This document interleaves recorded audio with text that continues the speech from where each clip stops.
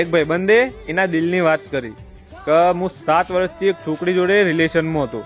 અમે બે એકબીજાને બહુ પ્રેમ કરતો, એકબીજા અંગાત હરતો ફરતો અને એકબીજાની બહુ કેરે કરતો.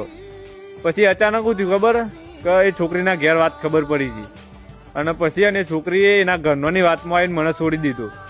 હવે ને રસ્તામાં કોઈક દિવસ અમે હોમો મળીએ ને તો એ છોકરી નજર ફેવરે, મારા હોમુએ જોતું નહીં.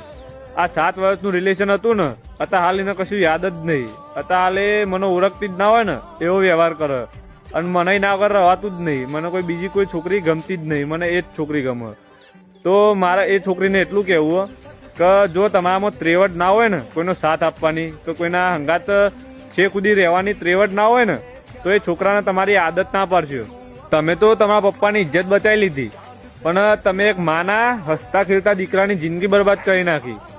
અત્યારે છોકરાને તમે એ પોઝિશનમાં લાઈન મૂક્યો ને કઈને તમારા સિવાય બીજી કોઈ છોકરી ગમતી નહીં અને તમે એને મળવાનો નહીં, તો આવું કોકના અંગાત કરીને શું મળે? તો હું ખાલી એટલું જ કહે કે જો તમારામાં ત્રેવડ હોય ને કે તમે જે છોકરાને પ્રેમ કરો એના અંગાત લગ્ન કરી શકો અને તમારી ફેમિલીને મનાવી શકો, તો જ કોઈક છોકરાને તમારી આદત પાડજો.